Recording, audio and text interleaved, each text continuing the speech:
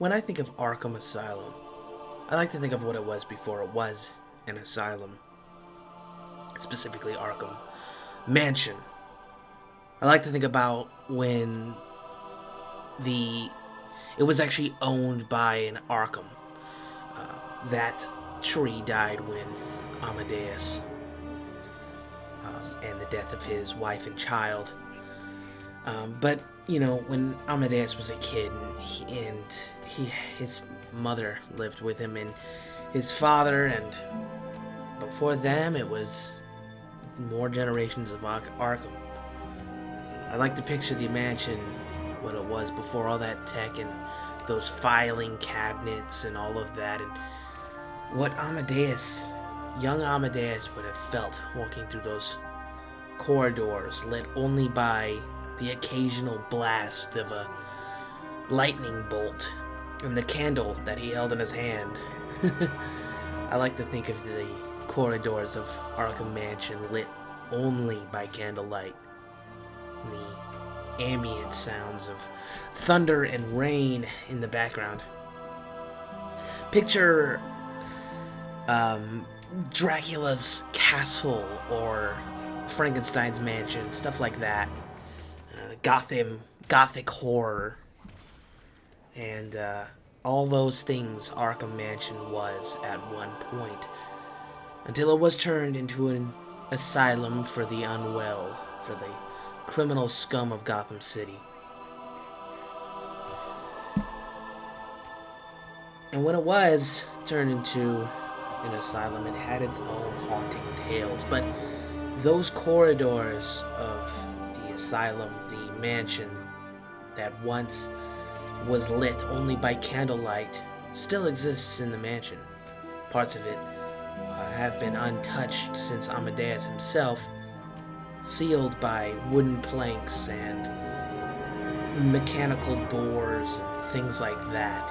I'm sure if you went into one of these rooms, you'd see nothing but dust and cobwebs and furniture draped in those white cloths.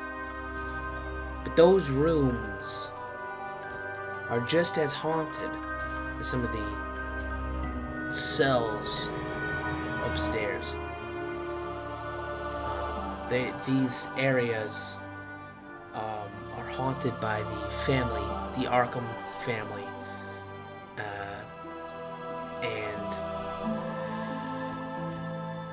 some of these areas, they have been untouched since Amadeus himself, and those are the most fascinating parts of the asylum to me. I love thinking about those untouched areas of the asylum, the island. Same with Blackgate, all that shit in Blackgate that's untouched. Those are really why I love these prisons. But Arkham City is over, and Arkham Mansion, Arkham Island has been completely abandoned. So even the parts that were used as cells and psychiatric care facilities have been shut down and are lit with no light, just the same. And the entire asylum is now a shell of what it was. And what it was is pure, unfiltered terror for many, many patients and many, many staff members.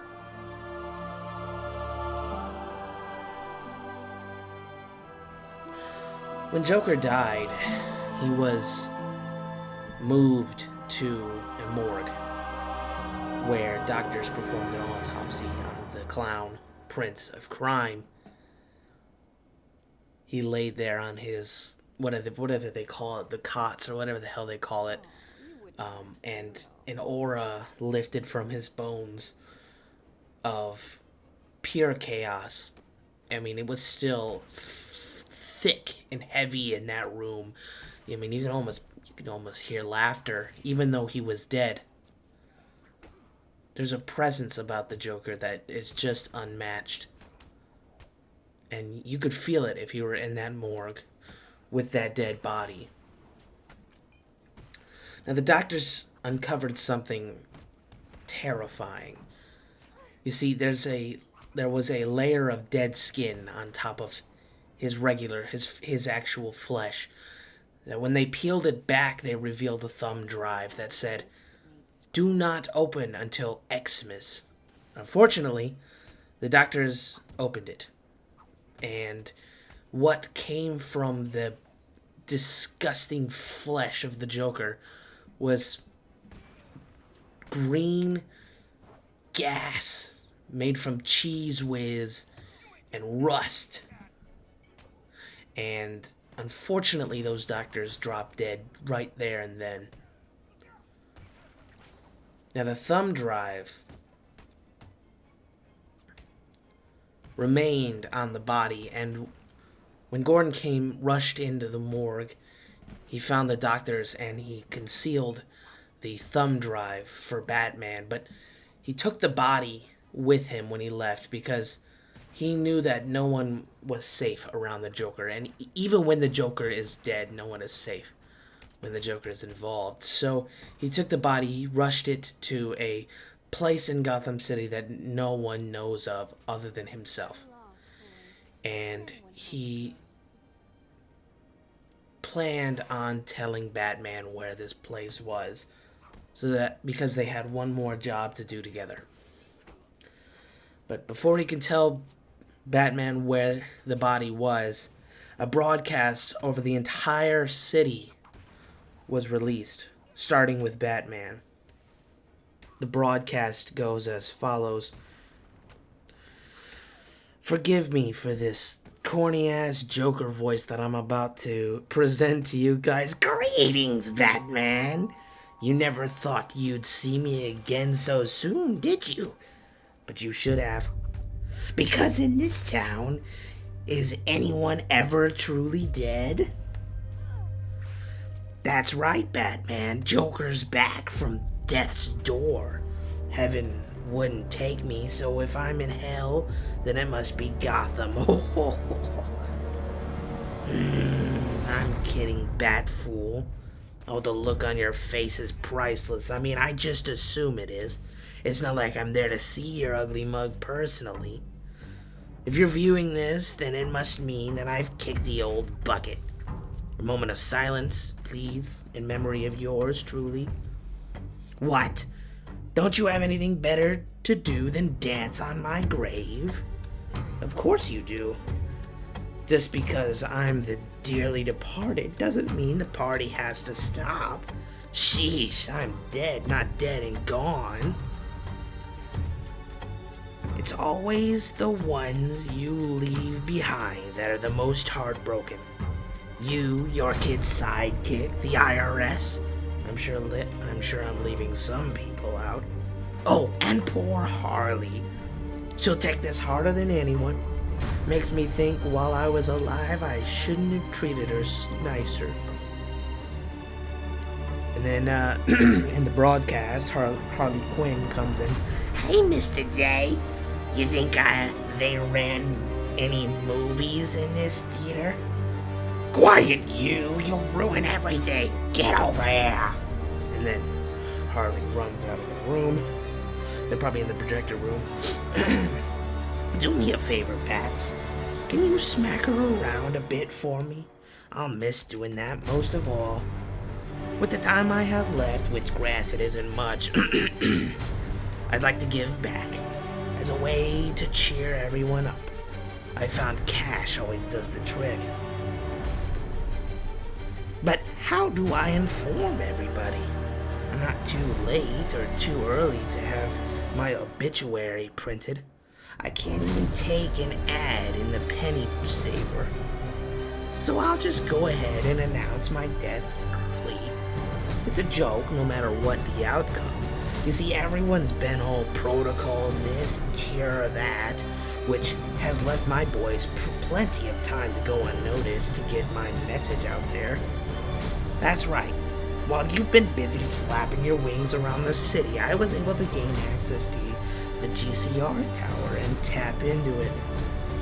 unlimited access to every radio, television, internet broadcast signal across Gotham.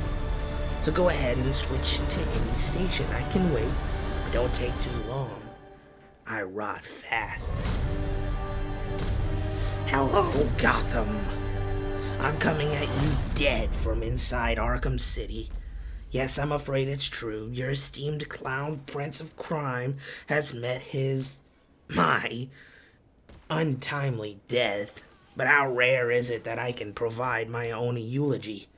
And rather than my lousy outlaw in-laws and relatives getting my inheritance, I thought I'd best to reward the citizens of Gotham instead.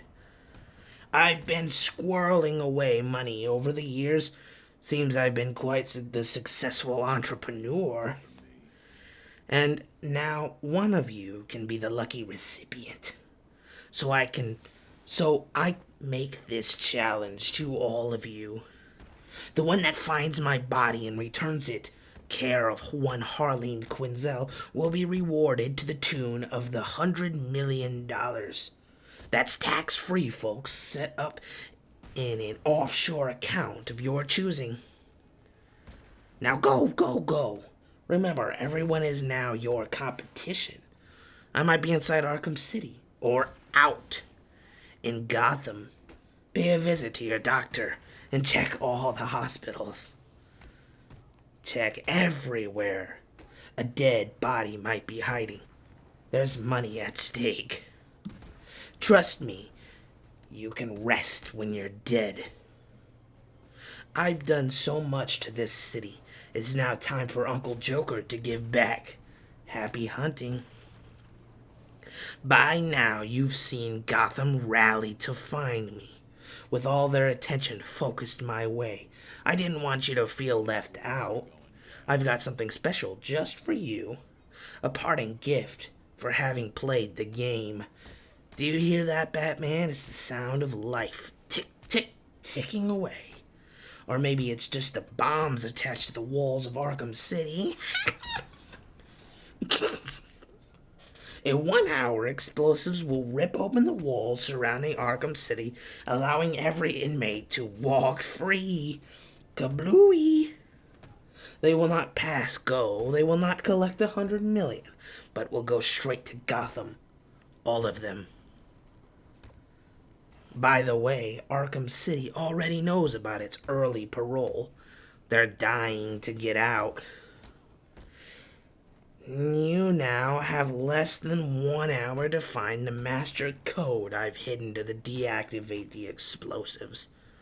Tick, tick, tick. Now hold your horses. I'll tell you where it's at, but I want to make sure you don't try anything stupid.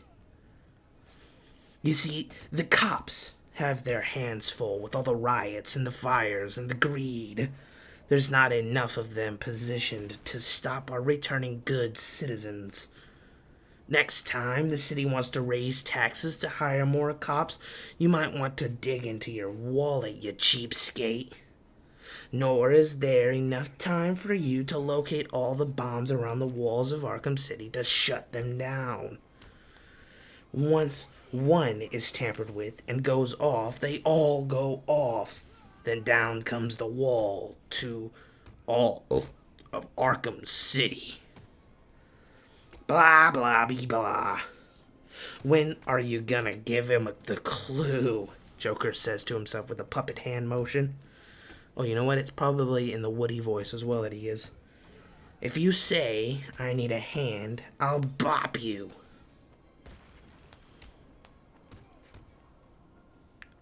But he's right, Batman, so listen closely. Others have Paris, but you and I will always have Arkham Asylum. I've hidden the item there for you to find. Join me in my library, you know the one, and dig deep, Batman. I'll be waiting for you there. A chance for us to revisit that night long ago. How can you forget our Day of Independence? And at this point, Batman rushes to his Batmobile and floors it down to old Arkham Asylum. The walls of Arkham City from the inside are surrounded by criminal scum. And they're expecting the bombs to blow so that they can rush through. Gotham City itself is erupting in riots and all that kind of shit because they're all looking for the for the Joker's body. You know what I mean? So Gordon's hunch was correct, and moving it to a place that only he knows. It was a hunch, but it ended up being the right hunch because shortly thereafter, Joker made this announcement to all of Gotham City that $100 million goes to the one who finds his body. Batman's priority is finding the deactivator for the bombs that are on Arkham City's walls. So he goes to Arkham Asylum. He busts through that rusty gate at the beginning, and he floors it down to the intensive treatment building like he does in Arkham Asylum at the beginning of the video game. But obviously, there's no lights on in Arkham Asylum. It's pitch dark, and the halls, you can almost hear the echoes of ghosts hooing and humming in the darkness as Batman walks through the corridors. The only thing he can hear are the rustle of wind through the cracks and the footsteps of his boots on the floor. As he retraces his steps, he in his head he can picture everything he's ever done in each hallway that he's going through. Each cell he passes, he knows of every single criminal that he's ever put in these cells, and he sees writing on the wall like the writings of the question marks in that one cell that they kept Riddler for a time, and the penguins markings on the ground, and the green scratch marks from Joker when he wrote haha on the grounds during Arkham Asylum game. All these things are still there, but they're just vine covered and rusty. He's walking through a time lapse. He's walking through a dark, grim past that he wishes he would never want to see again. The air is musty as fuck. It almost burns his nostrils because of how gross the air is. A twinge of Joker gas, probably, from all those times Joker has gassed the damn place. But one location is set in Batman's mind. He might walk past Two-Face's cell, and he might walk past, all those Zaz's places Zaz has been located. But there's one place that is really stuck in his mind, and it brings him back to a holiday many nights before Arkham Asylum took place. The video game. It was on an Independence Day, right? And if I'm remembering this correctly, Joker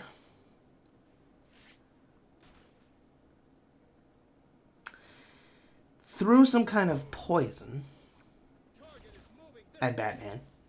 And the poison, it was the same poison he used to kill a dozen people. And it was on his clothes and on his skin. And say you weren't Batman and you were to touch him, you would immediately go into a Joker state. And your face would be turned into a giant smile. And he would die. But because Batman has his gloves and his gauntlets, he's able to touch the Joker, but no one else would be able to touch the Joker. Or else they would die. He didn't want to risk putting Joker in his Batmobile or his Batwing because he didn't want to get the poison on the seats for any other villain he might want to move. So he walks He drags Joker by his wrists and by his ankles as he's handcuffed behind, his hands are behind his back, he's handcuffed, and he drags him, and he through the streets of Gotham all the way, all those miles up to Arkham Asylum. And you can imagine how dreadful that walk was for both of them. I mean, it was so many miles. It took until, let's say it was 8 p.m., it took until daylight. That's how long it took to get there. I mean, it could have taken longer, but Batman's a pretty fast dude. And Joker fainted multiple times. And, of course, Batman wouldn't let any of the guards or the doctors touch Joker. He drags him through the asylum and to one of those corridors that I was talking about that's been sealed off for decades.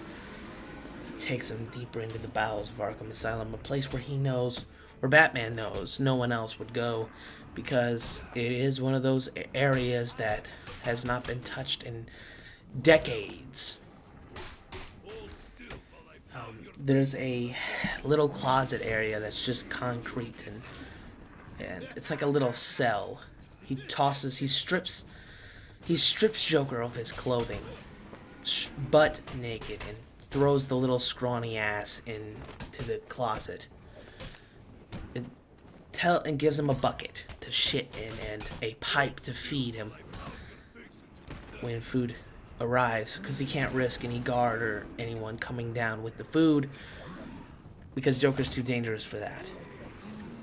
And then one final whatever you call it, rule, is Batman comes by every other day and hoses Joker down with a pressure washer. I mean, that pressure washer would burn his skin, and so much pressure on him, the water. And every single day or every single other day, Batman would come down with this giant hose and just spray Joker down in order to get all of that poison off of his skin. He stayed in there for damn near 200 nights. And every single day, Batman would come back down, or someone would come back down and spray him with this giant hose. And so this is where Batman went to for this Independence Day clue that Joker gave during the broadcast. And in the closet, he found a book. And when Batman opened the book, there were scribbles in the pages. Each page had many, many, many scribbles. Because Joker had taken the time to write while he was in that cell for all those nights. The book was called The Last Will and Testament of the Joker, or A Book of Death. Each page was filled to the brim with names. While he was in that cell, Joker had taken to writing every single name. Write down the name of every single person that the Joker has ever killed. And at the very last page, in all caps, filled both pages, Batman. And then, at that moment, Batman heard a clank from behind. He turned around, the door was shut. He was locked in that cell. The smell of Joker's rotting shit in that bucket. Stench. And in the hole that Batman had pulled this book out from, he shined the little flashlight down, and there was a blinking red light. And just like that, a flash of explosives. A flash of orange light. And loud, thunderous kabloom. There was a bomb in that cell, and it exploded. As bombs do. It took a large chunk of Arkham Asylum with it. And debris and rubble that splashed up landed on the Batmobile, the one that he brought to Arkham Asylum, and crushed the damn thing. After everything that motherfucker's been through. This is the same Batmobile that Batman was trying to build in Arkham Origins. This is the same Batmobile that Batman hit Bane off into the bay with. It was gone for sure. I mean, it was gone when this is the first thing that Harvey Bullock saw when he arrived on the scene. A destroyed Batmobile and a ripped up cape and cowl. Batman was dead. Or at least that's what Bullock thought. But really, Batman had taken his outfit off, and he had marched back into Gotham and got on a payphone and called up Gordon. And Gordon told him where he was. They met up, and that's where the Joker was. His body. Batman had a new suit on, and he was beaten up and bruised and bloodied. But he survived it, and there was no deactivation code for Arkham City. In fact, there were no bombs at all. Joker had not put bombs on the city walls. This was a big ass bluff as usual. And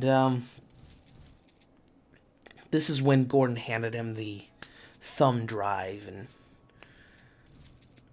they both looked down at the body of their arch nemesis, now dead. And they shared a few words with each other. Gordon started. He said,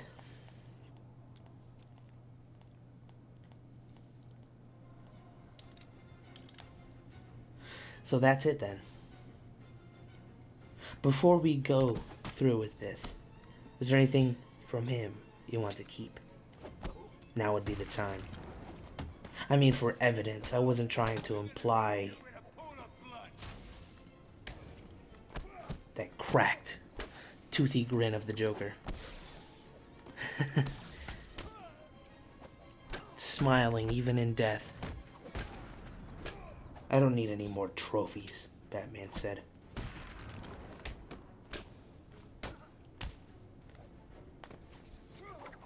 And then Gordon pressed the button, and the tray that Joker was on slid slowly into the incinerator. And then Gordon fired up the machine and watched as his old nemesis burned to a crisp.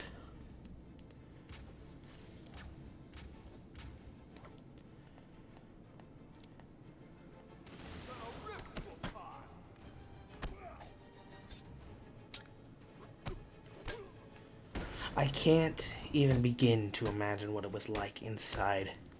The things you must have seen and experienced. The people that were lost through no fault of your own. The damage you've taken to body, mind, and soul must have been a relief to leave that place. To see people on the outside actually relieved to see you again.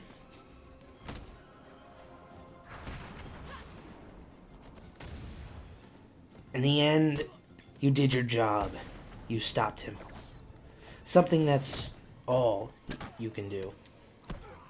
You can't save everyone.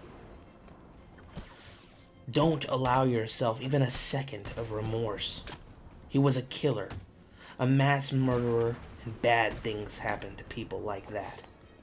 Bad things happen to everyone because of him.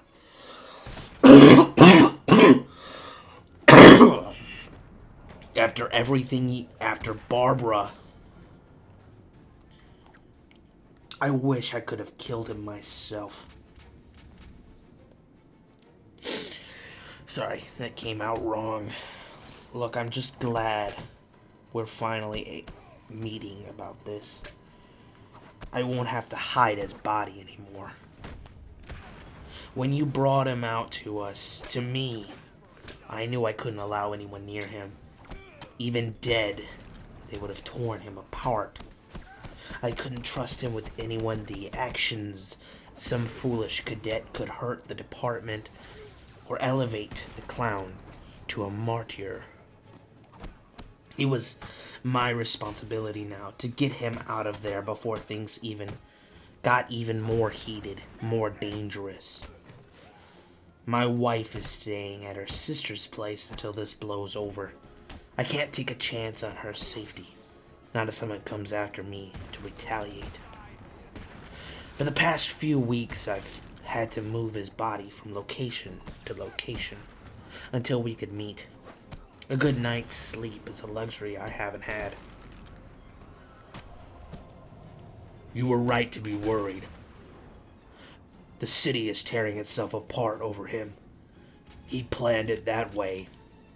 He had help.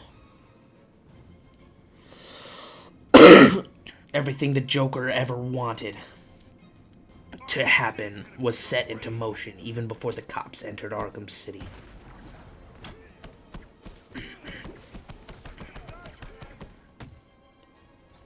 And when the cops entered Arkham City, guys, this is Bullock and all of them. This is when Harley Quinn jumped them, and Bullock was able to apprehend Harley Quinn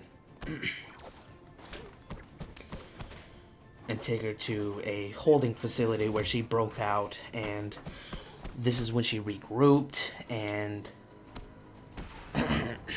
this is when Harley Quinn revenge took place. After that is when the broadcast and everything happened, and when Gordon was like, there's that thing I've been meaning to tell you about. We need to talk. He was talking about Joker's body, of course.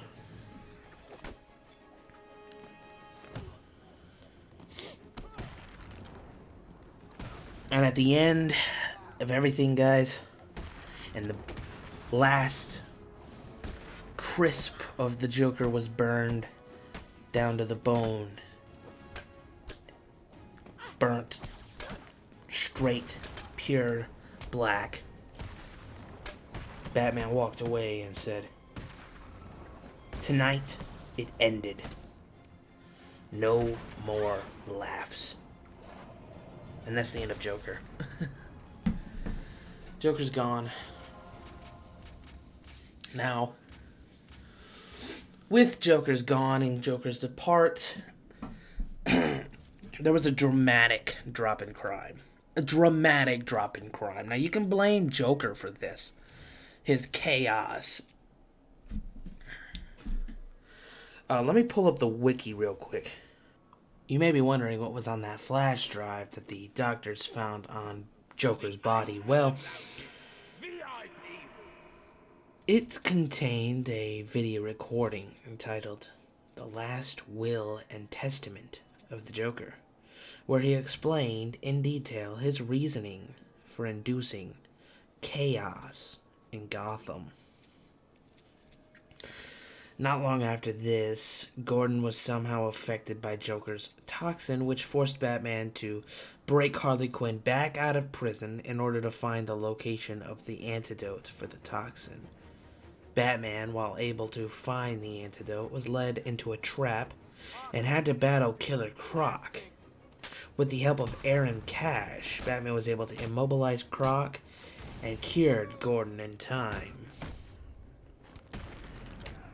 9 months after Arkham City shut down, Joker's death and the ultimate failure of his plans led Gotham to a time of peace, and crime dramatically decreased to nearly zero for the first time in years.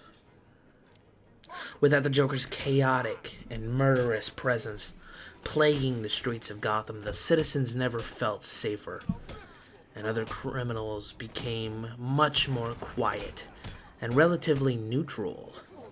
After he feared that something was developing behind the scenes, Batman continued to keep a dedicated vigil over the city and developed new technology as he continued to struggle with his feelings over his nemesis's death.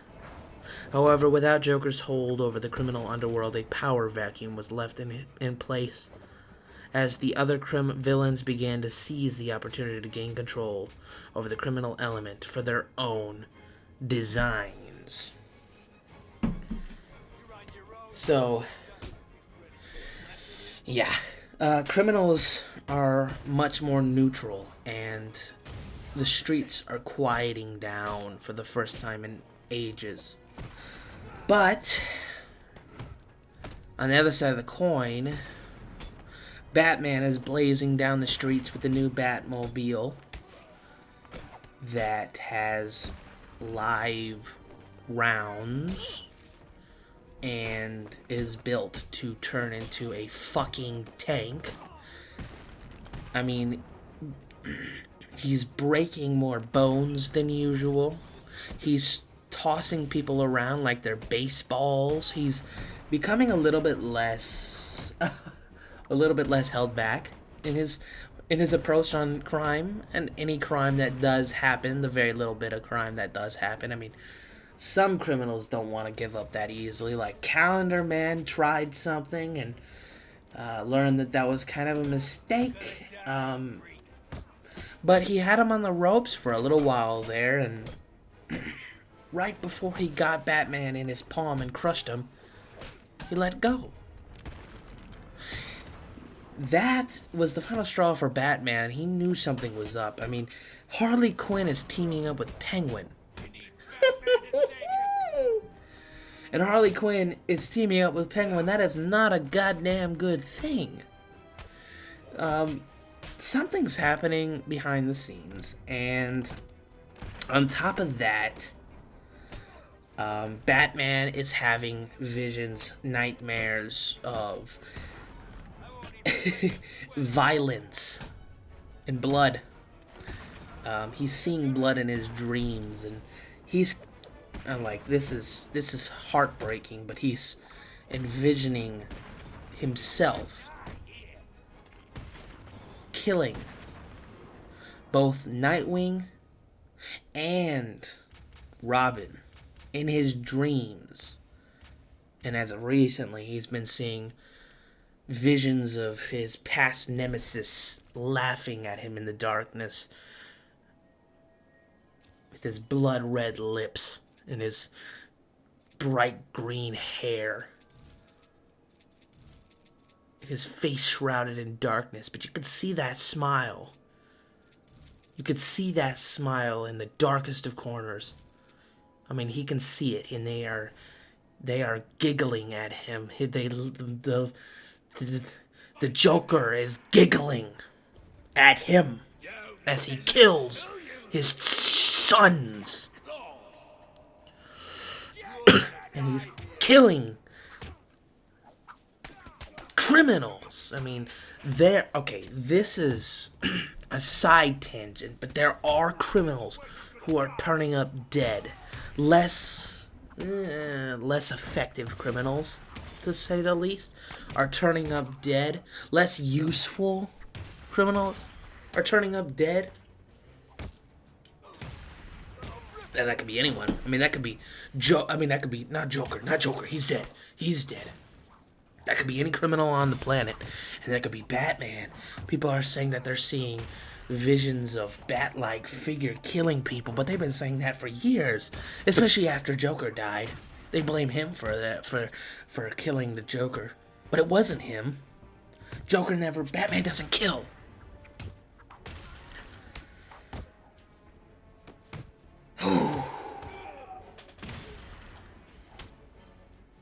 But things are loosening here, and they're starting to unwind a bit.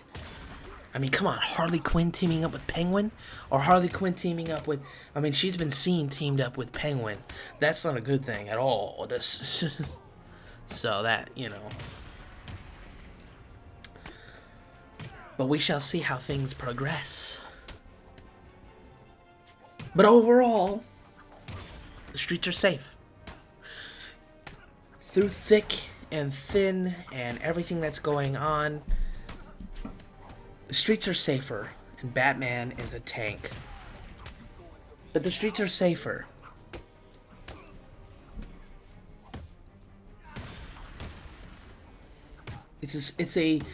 Right now is an era of quiet and calm and peace for the citizens of Gotham, and which is crazy. Let me just point that out. It's crazy that it's a era of peace for Gotham, considering they let criminals go after Arkham City. After Arkham City, they released a lot of criminals because of legal reasons. So there are criminals that were walking the streets of Arkham City that are now walking the streets of Gotham City because they were released. This includes Deadshot. This includes Zaz. This includes the Broker and Penguin and Two-Face and all of these criminals, including their henchmen and everything. They're just walking around free. But nothing is happening? No major crimes are being committed. Is that not insane? I find that to be rather suspicious, to say the least. Something's brewing, and this is driving Batman insane. He is a master detective. He knows something is going on, but nothing is giving him a sign that something is going on. A big sign. Other than Harley Quinn teaming up with Penguin. I mean, that is fucking mad. That is bonkers. But anyways, I digress. The streets are calmer. The streets are tame. There's nothing to worry about.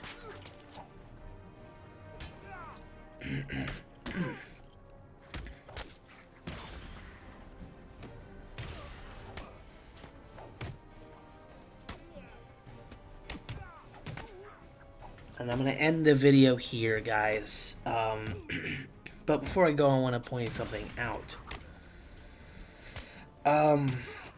When Joker shipped off samples of his blood all across Gotham City, yes, there was a cure for it at the end of the day. And thousands and thousands of those blood-infected patients were treated and were looked after. Right?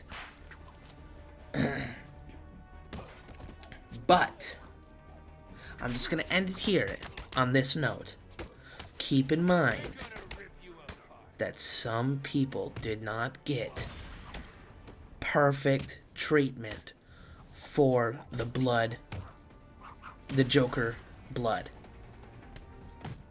And major figures like Johnny Charisma are going missing. People are going missing. Those two things might be linked because